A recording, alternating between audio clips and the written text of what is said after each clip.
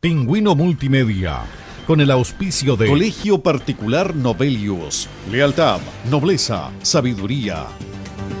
Comercial Termo Austral, fábrica de ventanas. Supermercado Rofil, el más económico de la ciudad. Presentan Barómetro, un programa líder de opiniones políticas, económicas y sociales, con la conducción del periodista Juan Ignacio Ortiz. Jueves a las 22 horas en Pingüino Televisión.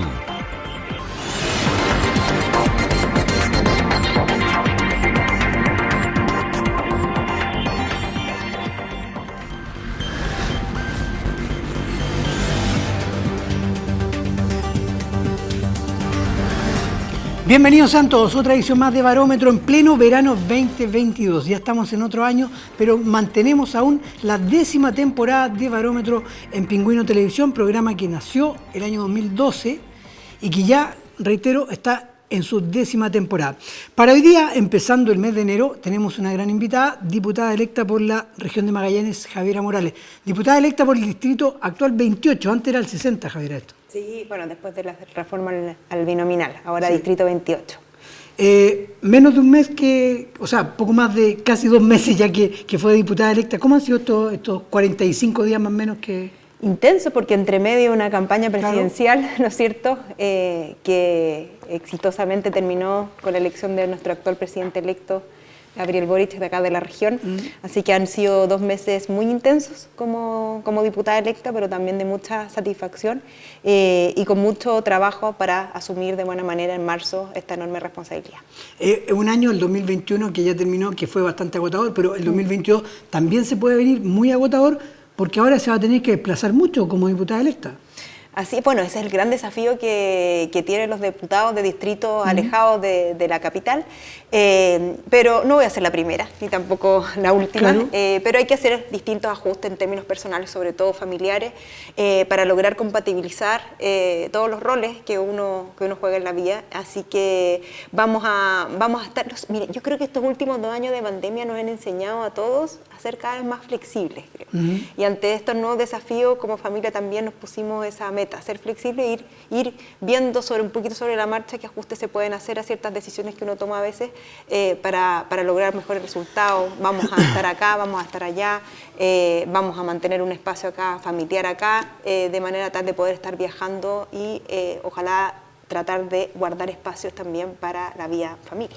Y hay que ver también qué pasa en los próximos meses, porque hoy día, precisamente hoy día jueves, estamos alcanzando el pic de contagios, Javiera, en 7 meses en la región de Magallanes. Nunca antes, en 7 meses, desde junio del año pasado, habíamos tenido la cantidad de activos que tenemos hoy día, que es sobre 240. Hoy día hubo más de 70 casos nuevos. Entonces, no sabemos qué va a pasar de aquí a marzo. No sabemos si el Congreso va a volver en forma presencial. Recordemos que el Congreso también estuvo en modo pandemia, en modo online, mucho tiempo. Mucho tiempo, sí. Efectivamente, la pandemia nos enseñó a ser más flexibles y creo que de alguna manera todos nos hemos acomodado a esta realidad, pero no podemos olvidarla.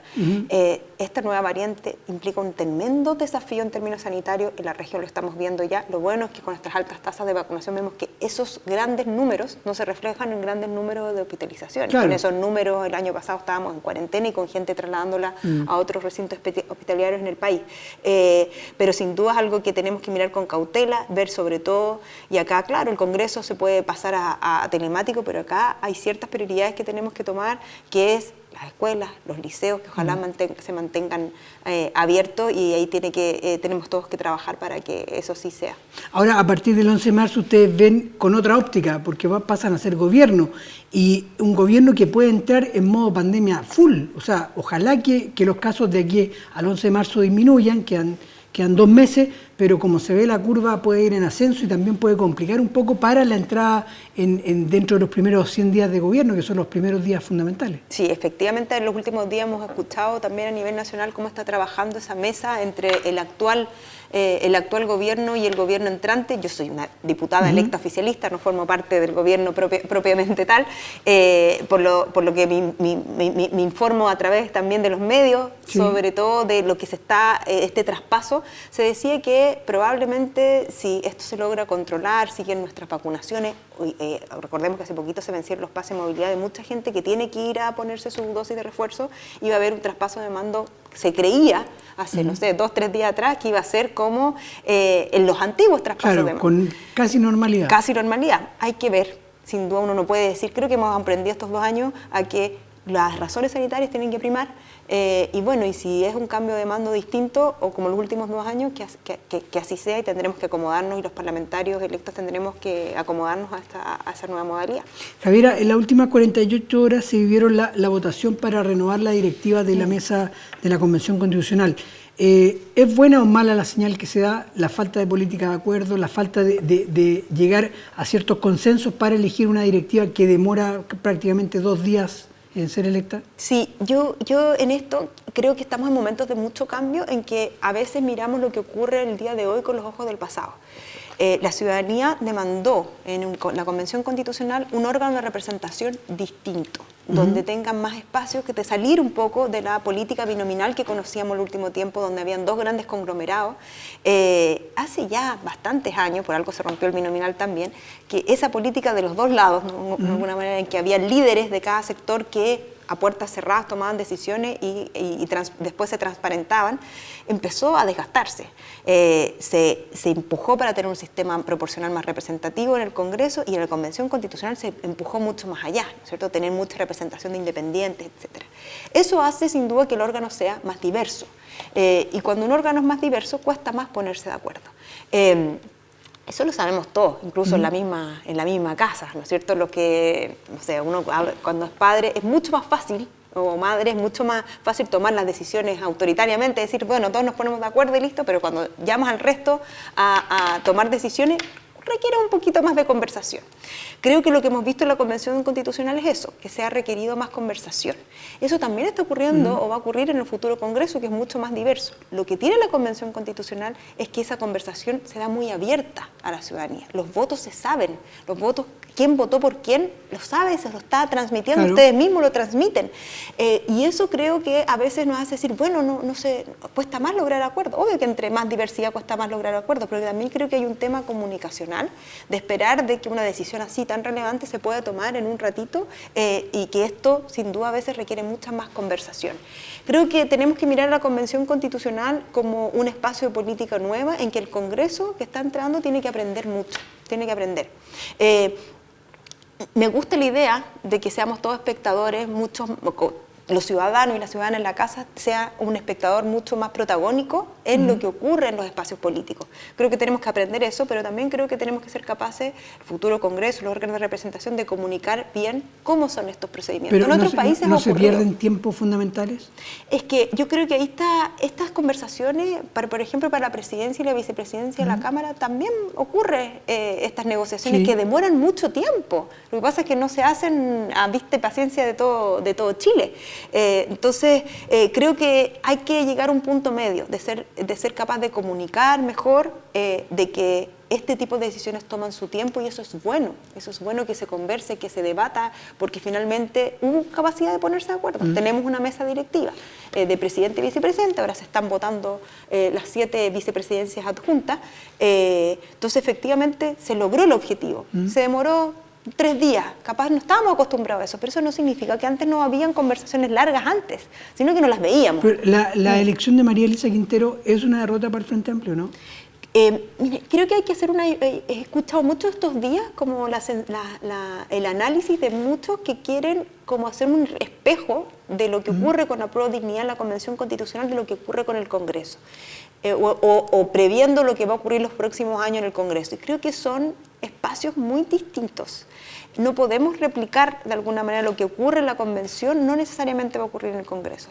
Es de público conocimiento que en la Convención Constitucional, como existen otros sectores políticos que en el Congreso hoy día no están, existen otras alianzas también que hace que Apruebo Dignidad a veces uno lo viera como más, no sé si tomando distintos acuerdos, por un lado el Frente Amplio, por otro lado el Partido Comunista, pero en el Congreso el escenario es muy distinto también. Sí, Ahí el impacto es mucho más no sé si más fuerte, pero sí se puede presenciar mucho más, y se ven sobre todo en las últimas semanas, lo que uno ha visto es que como a Pro Dignidad se está negociando, y también en el gobierno, porque también tratan de como replicar eso en el gobierno. Muchos dicen, lo que ocurre en la convención puede quebrar lo que está ocurriendo en el gobierno. Yo veo realidades bastante distintas. Pero pueblos originarios fueron grandes triunfadores ayer con María Elisa Quintero. Ahora, ¿le va a costar al presidente Gabriel Boric trabajar o llegar a acuerdos también con los pueblos originarios? Se lo planteo por el caso de la Araucanía. Creo que no es una conversación fácil, eso lo sabemos todos, porque ahí hay deudas del Estado, deudas históricas muy dolorosas, en que es un tema complejo que hay que abordar, pero a mí al menos creo que la postura que está tomando hoy día el gobierno, sin yo ser una vocera del gobierno, es decir, acá estamos dispuestos al diálogo para lograr abrir espacios de conversación política y cambiar la estrategia que se ha tenido con los pueblos originarios en las últimas décadas, creo que es un buen camino. A mí no va a ser un camino fácil. El camino del diálogo no es a veces el camino más fácil, pero creo que vale la pena, y quienes somos demócratas y que confiamos en este tipo de política, hacer el esfuerzo por cambiar la estrategia para lograr mejores resultados que lo que hemos tenido el último tiempo. Y la convivencia al interior de la convención con los pueblos originarios, con los movimientos sociales de izquierda, va a ser difícil también a la hora de elaborar la Carta Magna, de elaborar la nueva Constitución, porque el presidente Boric ha dicho y se señalaba públicamente mucho al principio de la campaña el término de la AFP, señalaba la reforma a Carabineros, y muchos de los pueblos originarios o movimientos de izquierda van a querer que eso se lleve a efecto. Sin embargo, el presidente le bajó un poco la pata a eso en la segunda vuelta electoral. ¿Qué cree que va a pasar ahí? Creo que efectivamente la Convención Constitucional es un órgano muy distinto a la actual forma de gobierno, al gobierno y al Congreso, que tiene mayor representatividad de sectores no tan tradicionales de la política, y que hoy día ayer escuchaba a la nueva presidenta y decía, bueno, nuestro gran desafío es alcanzar esos 2/3, y creo que esa conversación sin duda va a ir en paralelo al programa de gobierno en muchos temas. Sabemos que hay temas, por ejemplo, el tema de las bases del nuevo sistema de seguridad social, que probablemente la convención tiene mucho que decir a ese respecto, y que va a ser, sin duda, ahí yo veo que va a haber una especie de sinergia entre el programa actual de gobierno y lo que se prevé que la Convención Constitucional pueda levantar. Creo que ahí hay un diagnóstico más o menos transversal, que quiere terminar con las AFP, que quiere avanzar un sistema de seguridad social más solidario, y no veo ahí cuál va a ser la tensión. Al revés, veo que de alguna manera la Convención Constitucional va a poder en ese sentido dar un apoyo quizás político o más bien también jurídico, en términos de que la Constitución se puedan liberar ciertas trabas que hoy día hacen mucho más difícil que el Congreso por sí solo transforme ese sistema de pensión. Claro, pero ojo, usted hablaba de los 2/3. Ayer la elección, por ejemplo, era mayoría simple. Se necesitaban simplemente 78 votos para resultar electo un presidente. Los 2/3 son un poco más de 100 votos. Entonces, sí, ¿los va a tener el sector, por ejemplo, del gobierno, el sector que le acomoda más al presidente Gabriel Boric, para tener una Carta Magna a la medida de ellos? Es que yo creo que eso no se está buscando. En ningún caso el actual presidente electo, ni tampoco el Frente Amplio quiere imponer o tiene una constitución. Yo creo que ahí hay mucho que se ha dicho, como que hubiese una constitución debajo del brazo de algunos constituyentes de este sector que quiere imponer o que lleva ya lista al debate constitucional. Yo creo que en este sentido el presidente electo fue bastante claro cuando fue a ver a la antigua presidencia de la Convención Constitucional, cuando dice, no queremos una Convención Constitucional partisana que escriba una constitución a la medida del actual gobierno, sino que la Convención Constitucional tiene una autonomía que el actual gobierno, al menos en sus distintos hitos comunicacionales, ha sido bien claro que va a respetar hasta el último minuto y que va a colaborar para que la Convención Constitucional haga su trabajo autónomamente. Lo que creo que sí es un hecho la causa de que esas mayorías de la Convención Constitucional sí están bastante afín con el programa de gobierno que ganó las últimas elecciones, en términos de la AFP, en términos del sistema de salud, en términos de modelo de desarrollo, en términos de paridad, de representación paritaria, y creo que ahí va a haber una sinergia que va a avanzar bastante bien. Pero acá no creo que haya una constitución del gobierno que se quiera imponer. No lo he escuchado y creo que es incorrecto Correcto. Javiera, por primera vez en la historia un presidente de la República obtiene la tremenda votación que obtuvo Gabriel Boric en las pasadas elecciones. Eso le genera muchos compromisos, eso le genera unas grandes expectativas, pero también hay que ser conscientes de que hay mucho voto prestado. Hay mucho voto que no es el voto de Gabriel Boric o el voto simplemente del Frente Amplio o de, por ponerle un ejemplo, de Convergencia Social. O sea, además del apoyo del Partido Comunista en Apruebo Dignidad, tuvo mucho apoyo que no estuvo con él en la primera vuelta. De hecho, es primera vez en la historia que un presidente es electo sin haber ganado la primera vuelta. Entonces, ¿no cree que ese tremendo apoyo le genera un compromiso mayor al presidente de dejar satisfecho a esa gran cantidad de chilenos y chilenas que lo apoyaron fuertemente? Sí, yo no solo incluiría los votos prestados, que se puede decir, que uno diría, bueno, votos prestados, o sea, votos que en primera vuelta votaron por otro candidato, ¿no es cierto? Claro, yo agregaría además todas aquellas personas, que no es menor, estamos hablando sobre 1 millón de votos. Que no fueron a votar en la primera vuelta. Que no habían votado, que no habían votado. Claro. Que yo diría que eso, más que votos prestados, es chilenos y chilenas que en esta elección optaron por confiar en la política. Y creo que eso es más que un compromiso, una enorme responsabilidad que tiene el gobierno y también una enorme oportunidad por el respaldo que eso significa. Creo que hoy día se están haciendo las conversaciones para que en términos políticos, ¿no es cierto?, exista un pacto, un conglomerado de fuerzas progresistas que se vea también en el Congreso y que permita habilitar al gobierno en su programa de gobierno, pero esto también nos exige a todos quienes estamos que tenemos la posibilidad, la enorme posibilidad que la ciudadanía nos ha dado de representarlo, de también incluir a figuras independientes, y creo que en eso, figuras de movimientos sociales, y creo que en eso hoy día está trabajando arduamente la moneda chica, como se dice, preparando un gabinete y también con las conversaciones, distintas conversaciones en el Congreso, para que esos votos, ¿no es cierto?, puedan reflejarse también en una mayoría en el Congreso, en los gobiernos regionales también, comprometidos con este programa que tuvo tanto respaldo. Entonces yo diría, hay votos prestados que votaron por otros candidatos, pero que no había tanta divergencia programática entre los otros candidatos de la actual oposición y el actual presidente electo. O sea, en otras palabras, si uno ve la coincidencia programática en lo que era el programa de gobierno de Yanna Proboste, ¿no es cierto?, de Marco Enrique Jauminami y de Apruebo Dignidad, hay harto. Claro, hay harta coincidencia. Entonces, mientras vayamos avanzando en esos temas, ¿no es cierto?, creo que no va a haber esa sensación como de voto prestado, como de que pueda causar más tensiones. Es que ha habido presidentes que para ser electos en la segunda vuelta reciben el apoyo de muchos, pero que después, si no satisfacen las necesidades o las promesas electorales de algunos pocos, esa misma gente que lo votó, que lo aprobó, que le dio la oportunidad de ser el próximo presidente del país, pasa a ser parte de la oposición. Le pasó recientemente a Sebastián Piñera. O sea, el mismo sector de José Antonio Kast fue opositor a Sebastián Piñera. Y sin embargo, Kast, lo primero que hizo al otro día de haber sido derrotado en la primera vuelta del 2017 fue viajar a regiones para apoyar al mismo Piñera. Entonces, por eso le digo, hay votos prestados siempre. Sí, pero yo ahí veo una diferencia. Por ejemplo, lo que ocurrió entre los candidatos Kast y Sichel, por ejemplo, que representaban un mismo sector, pero con una diferencia de programa muy, muy abismante, que hizo finalmente que veamos, que vimos cómo no fue fácil prestarle apoyo. Vimos mucha gente de derecha con mucho recelo para apoyar al ex candidato José Antonio Kast, pero al otro lado no lo vimos. O sea, y eso creo que responde a que existe una coincidencia programática bastante grande. Creo que en eso, en términos programáticos, ya hay un paso adelante. Y lo otro, el tema de la gobernabilidad, y en lo que se está trabajando ahora. Encontrar la mejor fórmula para que exista un pacto político o un acuerdo que permita que esos sectores que prestaron apoyo, sin duda, en la segunda vuelta, también tengan una presencia en los distintos espacios institucionales del gobierno. Se lo pregunto, por ejemplo, por la Democracia Cristiana.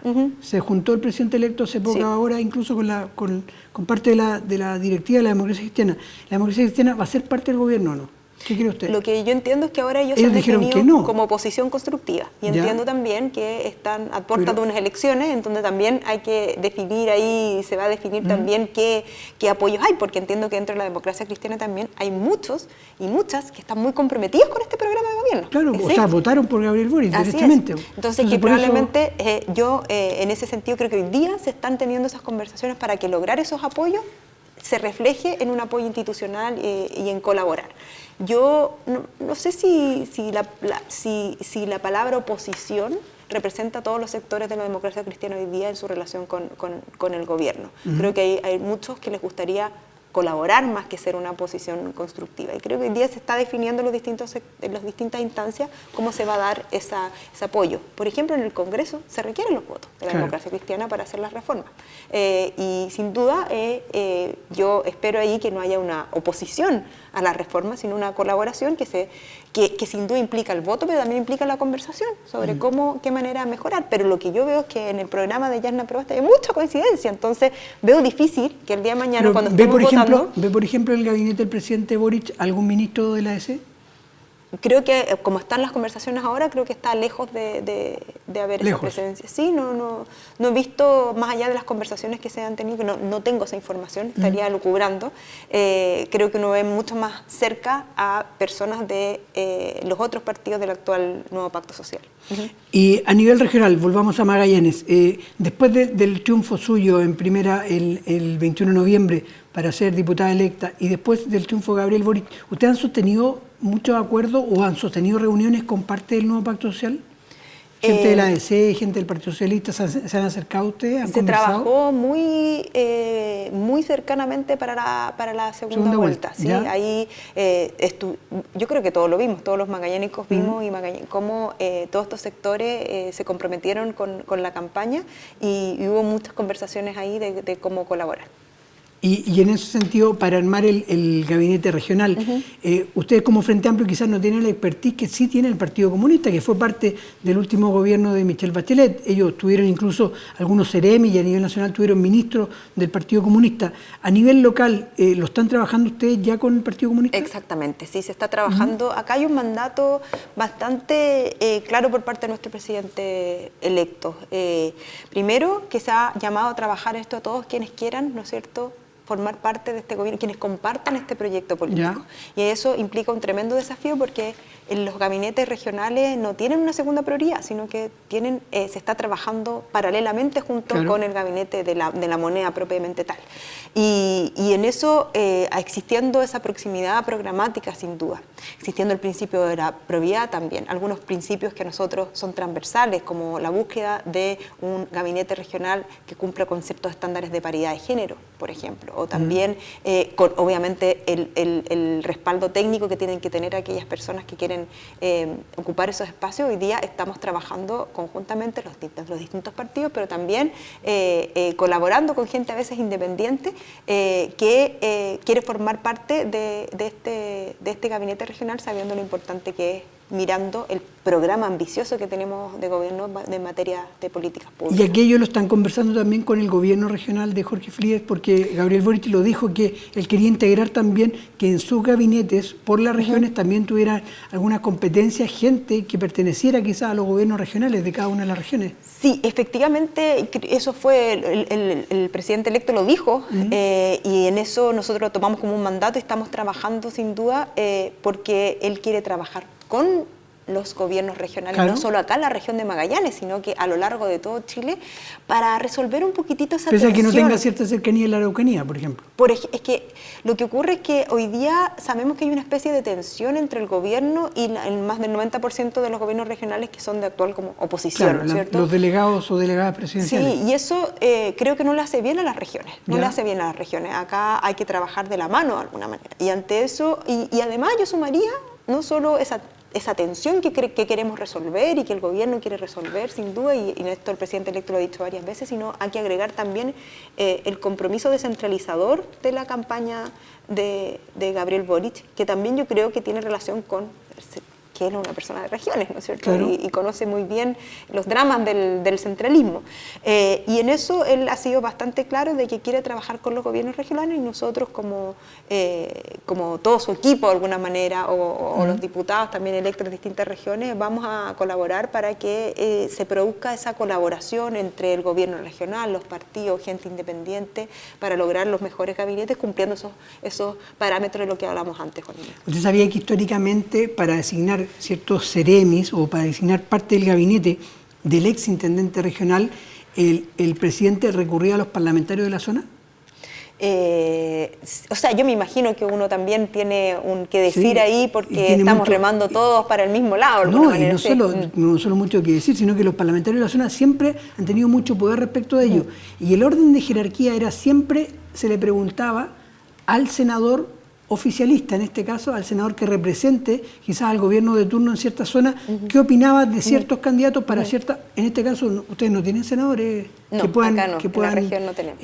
Alzar la voz, y la única parlamentaria de gobierno oficialista es usted. Sí, y entonces, por eso estamos trabajando. A usted le van a consultar varias cosas. Sí, estamos trabajando también para lograr ese gabinete que tiene que tener ese equilibrio, ¿no es cierto?, claro, entre los distintos partidos de la coalición, lo que está ocurriendo con la colaboración de otros partidos que colaboraron en la segunda vuelta, áreas también o personas independientes que tienen un compromiso muy, yo diría, real, auténtico con el programa de gobierno y cumpliendo todos los estándares que nos propuso, que nos imponen, ¿no es cierto?, nuestro propio compromiso político, como la paridad, como la probidad. Y a su WhatsApp deben llegar miles de solicitudes también. Échame una manito, Javiera, aquí está mi currículum, por si acaso, debe decir alguien. O sea, claro, a veces uno eso lo mira como algo feo, claro, pero la verdad es que ahora estamos abiertos a recibir, ¿no es cierto?, sin duda, todos quienes hoy día quieren trabajar por este proyecto, pero sí cumpliendo con todos esos, digamos, estándares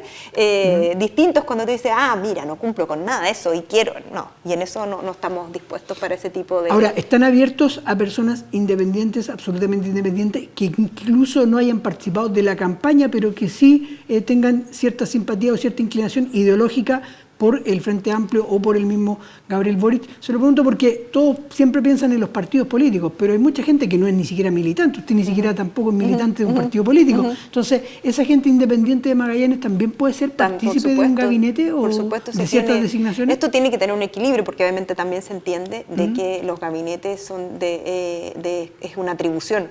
Uno acá habla un poco del trabajo que está haciendo, pero esta es la atribución del presidente electo y en eso son cargos de su confianza, que tienen que haber un compromiso también con el proyecto político que ganó las elecciones, y no es que uno esté imponiendo su voluntad, sino que ayer se lo preguntaba a Arturo Díaz y yo le decía a Arturo, son 3.300 cargos que tienen que llenar. O sea, está bien, el presidente Boric puede tener cierto expertise en Magallanes y conocer a 300 personas de su confianza y instalar a 300 personas más, pero en Arica, en Parinacota, en la región de Tarapacá, no debe conocer, y debe tener gente en su región, también parlamentarios, como usted, como otros parlamentarios, que le van a prestar colaboración y asesoría, yo creo. Colaboración, asesoría, y que hoy día los gobiernos regionales también se está trabajando, también yo creo que se está haciendo de una manera igual distinta, escuchando mucho más a lo que ocurre en la región. Claro. Breve alto hacemos y volvemos con la diputada electa Javiera Morales acá en Barómetro de Pingüino TV.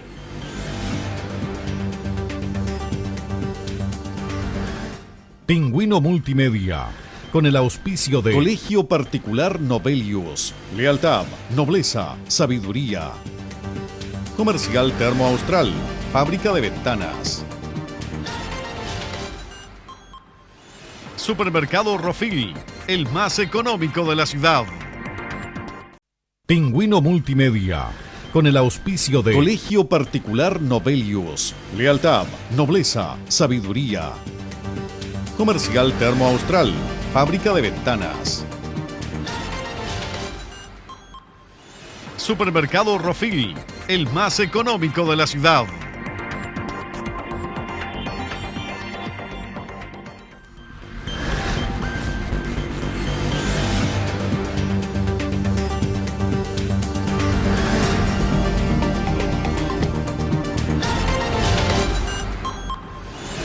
Volvemos al segundo bloque de Barómetro acá en Pingüino Televisión y estamos conversando con la diputada electa Javiera Morales. Javiera, por estos días en la www.elpingüino.com estamos haciendo una encuesta, que dice relación con el presidente electo Gabriel Boric. La pregunta va vinculada, ¿usted cree que en el mandato del presidente electo Gabriel Boric habrá un, comillas, trato especial para la región de Magallanes?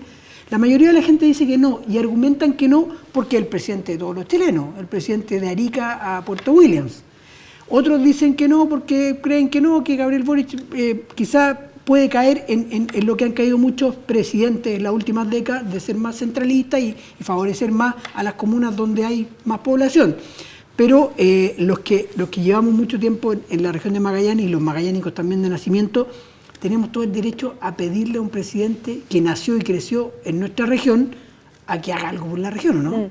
Sí. O sea, si no le pedimos a este presidente, ¿a quién le vamos a pedir? O sea, el primer mandato de Piñera se olvidó que acá las condiciones climáticas eran malas y pasó el conflicto del gas.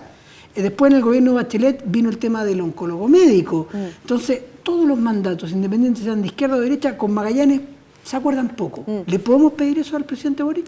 Sin duda, y creo que la ciudadanía magallánica de alguna manera lo siente también así.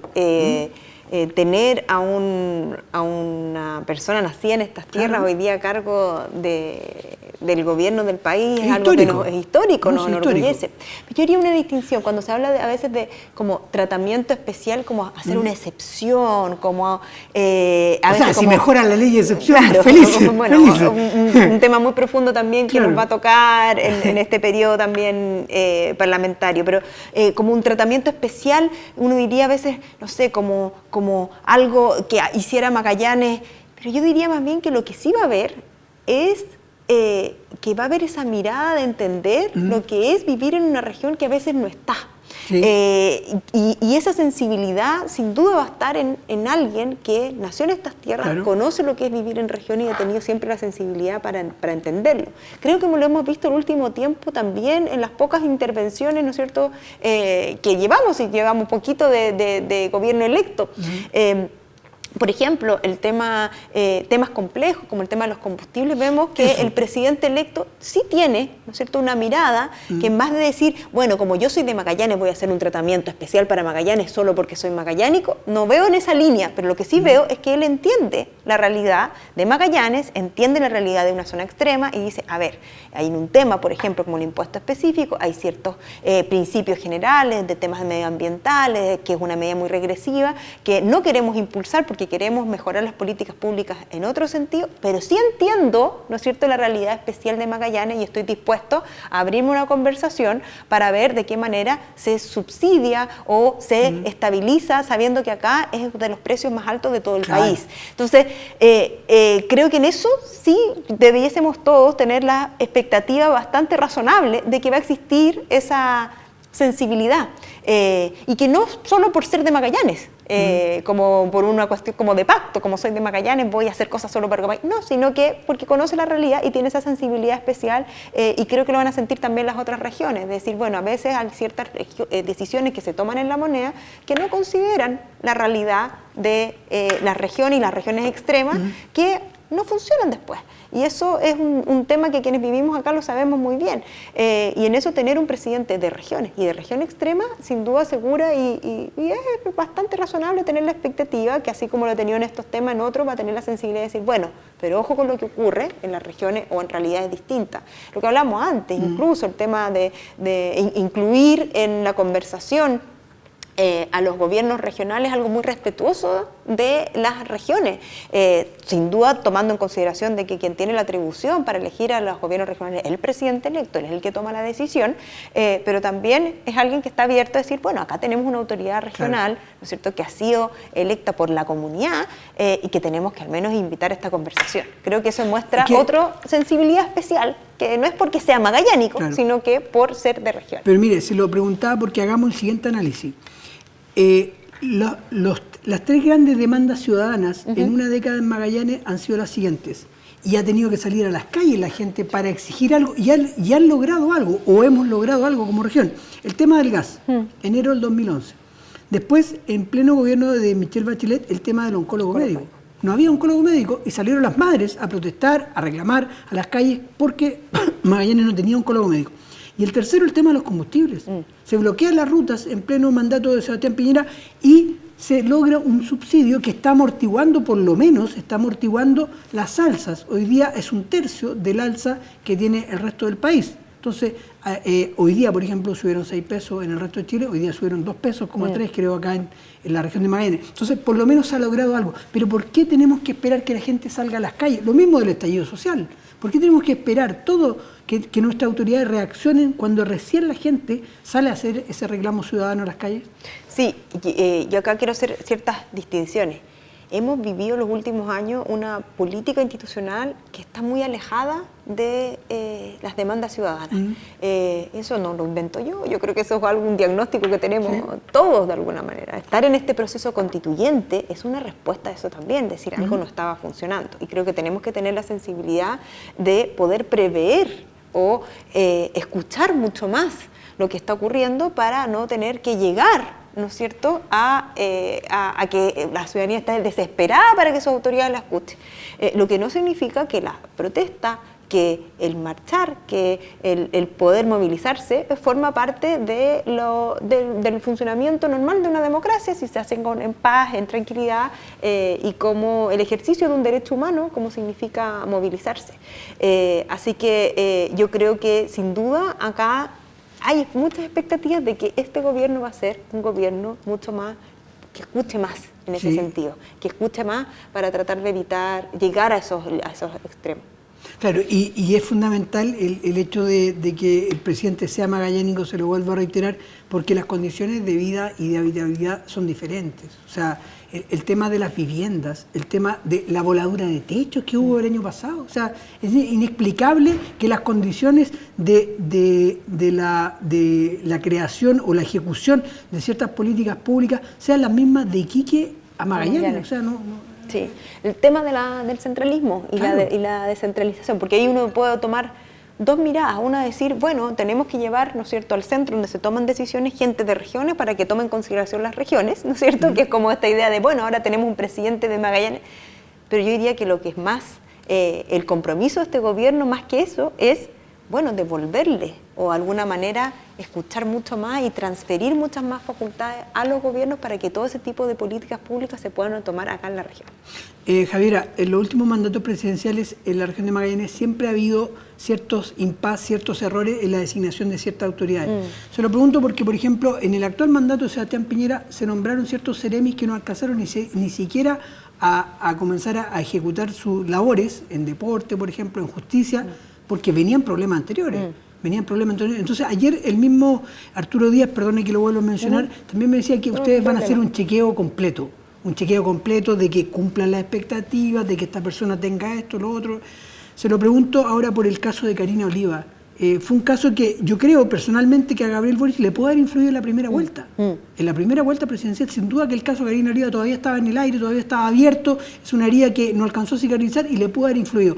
¿Van a tomar todas las precauciones ahora para que no sucedan ese tipo de cosas? Efectivamente, como te señalaba hace un rato, acá se está trabajando dentro de las líneas que son esenciales, es el tema de la capacidad técnica, de la probidad, de la transparencia en todos estos procesos para no cometer esos errores, pero sin duda estamos haciendo ese trabajo y vamos a seguir haciéndolo durante todo este periodo. Pero creo que también uno tiene que evaluar no solo cuando ocurre esto, sino cómo se reacciona ante un hecho como ese. Lo vimos también hace poquito en la Convención Constitucional, ¿no es cierto? Porque uno genera todas las medidas, hace efectivamente todos los test de blancura, pero capaz algo puede fallar. Claro. Y ahí lo importante es, como gobierno, como conglomerado político, ¿cuál es tu compromiso? ¿Cómo vas a actuar ante una situación como esa? ¿Vas a ocultarla, ¿no es cierto? ¿Vas a proteger a esa persona porque forma parte de tu conglomerado, que es de lo que la gente se aburrió mucho, por mucho tiempo en este país? ¿O vas a reaccionar de una manera adecuada diciendo, bueno, perfecto, lo identificamos, entonces se toman las medidas para que esto no vuelva a ocurrir?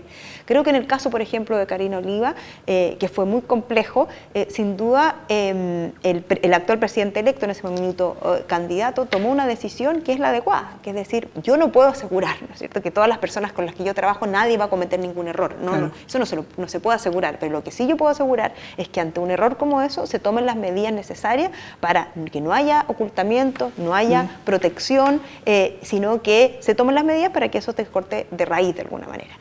Nosotros vamos a hacer ese trabajo, pero uno como autoridades y quienes ejercen cargos siempre están bajo el escrutinio. Y si uno comete un error, lo importante es estar en espacios institucionales donde se tomen esas decisiones adecuadas. Claro, se lo preguntaba también porque en Magallanes ustedes tuvieron un caso cercano y usted fue una de las primeras que alzó la voz, un compañero de lista suyo, como candidato a diputado, recibió una denuncia pública sobre hechos determinados y ustedes salieron, como en el caso de usted, más encima feminista, a condenar automáticamente a esa persona, a ese candidato que finalmente fue en la lista porque ya estaba inscrito, pero no recibió ningún apoyo de ustedes. Ese, por ejemplo, un ejemplo regional. Uno se queda con el de la Karina, hasta uno tiene centralismo, ¿cierto? Claro. Uno se queda con el caso de Karina Oliva, pero creo que ahí demuestra un poco de cuál es el ánimo y cuál es el compromiso con esos temas que tenemos como conglomerado político. Y en eso yo te señalaba que estamos muy abiertos a recibir a todas aquellas personas que comparten este proyecto político de transformaciones en paz, con diálogo, incluyendo, generando mayor inclusión en nuestro país, pero eso con base con ciertos principios, como por ejemplo el tema de la paridad de género, el tema de la probidad, en los cuales vamos a ser bastante duros, porque es lo que la ciudadanía también espera, y es también cuando uno dice, bueno, hubo 1 millón de personas que está confiando, que no había confiado antes en la institucionalidad política. Mucha gente que a veces uno cuando trabaja ahí en territorio, conversando con la gente, te dice, pero si da lo mismo, ¿por qué van a votar? Todos son iguales. Y creo que el 1 millón de votos adicionales de la última elección demuestra ese 1 millón de personas que dejaron eso de lado de alguna manera y que dijeron, bueno, esta vez, al parecer, no todo da lo mismo. Al parecer acá hay algo distinto y creo que eso al gobierno hoy día genera un tremendo respaldo, pero también una enorme responsabilidad de que con estos temas hay que seguir esa línea. Ahora, al principio de la conversación partimos hablando que había sido un año muy intenso. Usted en un año fue 2 veces candidata. Si hubiera resultado electa en la convención, quizás no estaríamos hablando hoy día aquí, usted estaría votando por la vicepresidencia. En Santiago por la vicepresidencia. Pero a propósito de la convención, usted pudo haber sido convencional constituyente de Magallanes. ¿Qué opinión le merece el caso Rojas Bade, que terminó de trabajar el 6 de septiembre por el caso masivamente conocido y sigue cobrando el sueldo? Sí. Creo que ahí había una incapacidad de la institucionalidad de tomar las medidas, entiendo que hoy día, para que eso no se interrumpa de alguna manera. Creo que ahí, por ejemplo, hay otro ejemplo en que se eligen a estas personas, viene este problema, y ¿qué hizo la mesa directiva inmediatamente? Bueno, tomó una decisión que uno puede decir es la adecuada, tomar todos estos antecedentes y llevarlo a la Fiscalía inmediatamente para que se inicien los procedimientos de investigación y se apliquen las sanciones que corresponden. La verdad es que no tengo el detalle exacto de por qué se ha demorado tanto el tema de su suspensión como convencional. Ahora, creo que en eso el Congreso tiene algo que decir, porque creo que hay una reforma, una reforma constitucional pendiente para que se aplique ese procedimiento que está en el reglamento y no ha ocurrido. Pero el mismo Rojas Bade podría haber ido él personalmente al Tribunal Constitucional a señalar que él no puede seguir ejerciendo funciones y de inmediato se corta. Uno habría esperado que claro, y no lo hizo. Uno habría esperado. Entonces es lamentable. Ahora, tengo otras preguntas que son más domésticas, que la gente también me dice. Cuando yo anunciaba también en la radio hoy día que iba a estar con usted, me dijo, pregúntele si se juntó a solas con Gabriel Boric. Cuando hicieron el traspaso, si estuvo conversando con él, qué le dijo Gabriel Boric, porque no tuvimos mucho acceso a los medios de comunicación a eso. ¿Qué les dijo Gabriel Boric? Porque es primera vez que ustedes lo veían como presidente electo. Así es, sí, así es. Bueno, efectivamente al principio uno tiene la sensación de felicitar, ¿no es cierto?, de celebrar un poco su elección. Fue un bonito momento en ese sentido. Con Gabriel con el presidente hemos trabajado este tiempo, nos quedan 4 años de trabajo conjunto. ¿Le cuesta decirle presidente o Gabriel? ¿Cómo se acostumbra más? Porque decirle Gabriel no le está faltando el respeto. No, sin duda, pero hoy día es el presidente electo y creo que corresponde igual seguir a veces algunas formas. No estoy de acuerdo con el tema de la corbata y todo eso, creo que hay distintas formas en que uno puede cumplir la formalidad y me parece que hoy día señalarlo como presidente electo es lo que corresponde.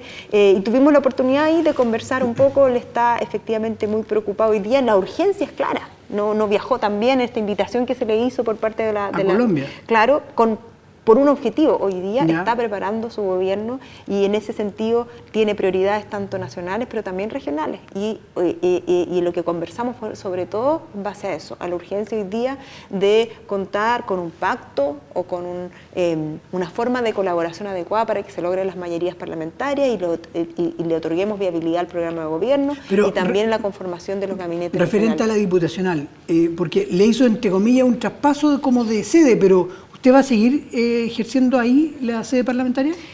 Yo asumo en marzo, entonces efectivamente fue un traspaso más simbólico que como material en el sentido de la idea propiamente tal, porque mi oficina parlamentaria, oficina distrital, va a estar funcionando probablemente después a finales de marzo, probablemente, porque tengo que asumir. ¿Pero la va a tener después. ahí o se va Eso es a algo que lugar? no hemos determinado todavía como equipo, pero sí tenemos un compromiso que va más allá de un espacio físico, que puede ser esa oficina u otra, que es que lo que ocurrió en la idea es una excepción a nivel país.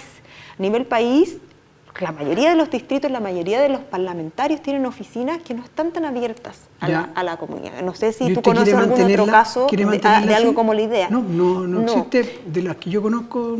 Ninguna, ¿no es cierto? Y eso está en el centro también del proyecto político del Frente Amplio, de acercar a la ciudadanía a la institucionalidad política. Por algo se tomó algún momento la decisión de pasar, ¿no es cierto?, a disputar estos espacios y hoy día incluso en el gobierno. Y en ese sentido, ese principio lo vamos a replicar sea en ese espacio físico propiamente tal o en otro, en el que exista una oficina parlamentaria abierta, donde efectivamente se atiendan los trámites propios de un parlamentario, una parlamentaria de la región, pero también que haya un espacio abierto, cultural, donde también deportivo, también social, también de niñez, de educación. Ahí hay un preuniversitario popular que queremos mantener, una biblioteca popular que queremos mantener, y porque creemos que eso nos hace bien, y creo que de alguna manera es una forma de también acercar a la ciudadanía a este trabajo.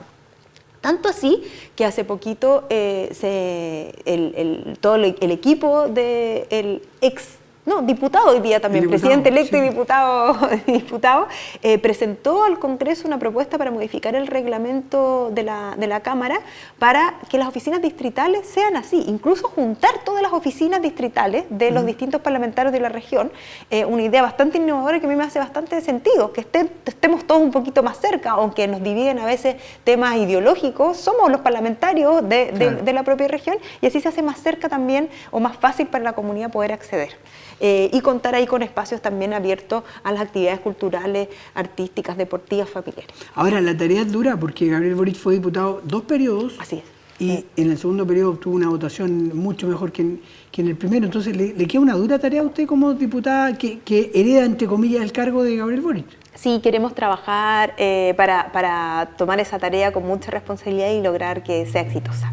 ¿Usted pensó en algún momento, hace años, le estoy hablando cuando Gabriel Boric fue electo, por ejemplo, la primera vez acá en la región de Magallanes, que en 8 años Gabriel Boric podía proyectarse a ser el presidente de Chile? Voy a ser bien sincera, no. No, nunca. No creo que... O sea, el eslogan que tenía el mismo Boric, usted no lo va en cuenta quizás como lo tenía él desde Chile para cambiar... Desde Magallanes es que hay distintas formas de cambiar Chile de alguna manera, claro. Efectivamente, creo que habría que haber sido demasiado previsor y no sé si tengo tanta virtud en ese sentido de poder decir este diputado que rompe el binominal en Magallanes después se transforma en uno de los fundadores de un nuevo proyecto político del país como el Frente Amplio, que disputa espacios institucionales tan importantes y que termina hoy día siendo el presidente electo de todos los chilenos. No sé si alguien logró prever, probablemente los grandes ideólogos. Pero ¿en ningún momento lo previó usted, ni siquiera en los últimos años? ¿O lo sea, vio cuando ya era candidato, efectivamente, uno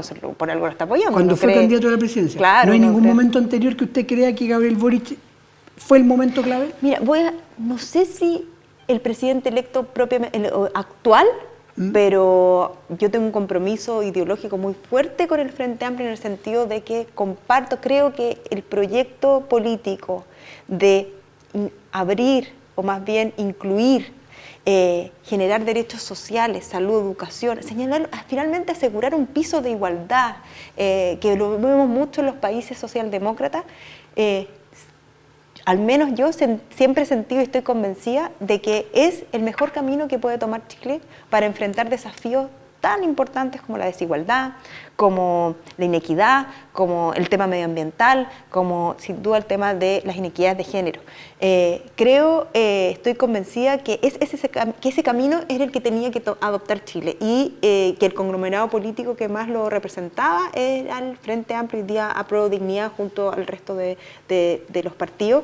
Entonces yo esperaba de alguna manera que íbamos a llegar en algún minuto hacer gobierno, sí. Yo No sé si es la figura de Gabriel Boric propiamente tal como parlamentario, pero por algo uno también en algún minuto decide formar parte de un proyecto político colectivo como ese, porque cree que es lo mejor para el país y que cree finalmente que quiere que llegue a los espacios en los que hoy día estamos para poder hacer esos cambios. A mí, desde varias radios, especialmente de la provincia de Santa Cruz, me entrevistaron después de que ganó Boric, me entrevistaron de varias radios, y estoy en grupos políticos de periodistas políticos, grupos de WhatsApp de periodistas políticos a nivel del país. Y cuando Boric se presenta a la primaria contra Daniel Jadwe, me dicen, oye, pero ¿qué pasa en Magallanes que por segunda vez consecutiva llevan un candidato a la presidencia? Carolina Goich, 2017, Gabriel Boric, 2021. Entonces me decían, ¿cómo tanto? Y me pedían cierta referencia, ciertos datos. Y el otro día un periodista se acuerda que en ese mismo WhatsApp, y de hecho me mostró, que yo en algún momento dije, hace más de 2 años, que Gabriel Boric podía ser una figura presidencial para el país. Y el hecho de cuando yo lo dije fue cuando Gabriel Boric firma el Acuerdo por la Paz. Para mí ese es el momento clave. El 15 de noviembre del 2019, cuando esa madrugada Gabriel Boric firma el Acuerdo por la Paz, incluso pasando por encima de mucha gente del mismo Frente Amplio o de sectores de izquierda que lo apoyaban a él, que no concordaban con él se la jugó por firmar el Acuerdo por la Paz. Sí, yo creo que sin duda eso responde también, bueno, primero felicitarte, porque yo no era alguien tan previsor hace 2 años atrás, la verdad que yo no tenía esa capacidad. Yo no tengo esa capacidad para prever. Él podía hacer una carta presidencial, con esa firma, él era una carta presidencial sólida. Sin duda, él era una izquierda. Efectivamente. Sólida, pasaba a ser una carta presidencial. O sea, el protagonismo que toma Gabriel Boric a partir de esa firma es tremendo. Creo la gente no lo dimensionó. Sí, creo que él, Giorgio Jackson, son figuras que sin duda tienen una enorme proyección, pero claro, como pensar él va a ser presidente en tal periodo, la verdad es que yo no lo preví. Yo preví que él podía ser un presidenciable para el siguiente periodo por la importancia que tomaba desde ese momento. El habérsela jugado. Gabriel Boric fue fustigado por mismos sectores de izquierda y fuertemente. Fuertemente. Sí, lo que sí yo comparto contigo que hoy día la firma de ese acuerdo, pero no solo la firma de ese acuerdo, sino que todo el proceso de la Convención Constitucional es algo que ha definido de forma muy relevante la política de nuestro país. Sin ese acuerdo hoy día no habría convención. Sin la movilización, sin ese acuerdo, sin el trabajo que se hizo después para hacer la reforma, sin el empuje que tuvieron los movimientos. No hubiera habido plebiscito. Sin el empuje de los movimientos feministas para poder lograr la paridad, sin el empuje de los pueblos originarios para tener presencia, hoy día no tendríamos la convención como la tenemos hoy día y con más allá de las dificultades que ha tenido, que sin duda la tiene todo órgano que nace de un día para otro como este. Hay un cargo que va a tener que designar el presidente electo Gabriel Boric que no quiere designarlo, pero lo va a tener que hacer. Es el delegado regional. Ese delegado regional lo tendremos antes de marzo, obviamente, ¿cierto? Sin duda, claro. El delegado regional es una figura, como tú dices, bastante compleja, porque pero que todavía existe y que hoy día queremos que trabaje junto con los gobiernos regionales. Javiera, le quiero agradecer haber estado con nosotros acá en Barómetro. Gracias a ti, Juan Ignacio. Muchas gracias.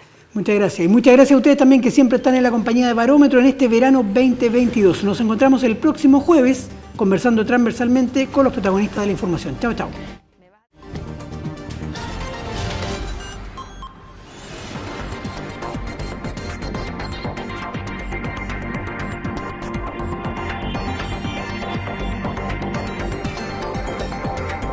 Pingüino Multimedia, con el auspicio de Colegio Particular Novelius. Lealtad, nobleza, sabiduría. Comercial Termo Austral, fábrica de ventanas. Supermercado Rofil, el más económico de la ciudad. Presentaron Barómetro, un programa líder de opiniones políticas, económicas y sociales.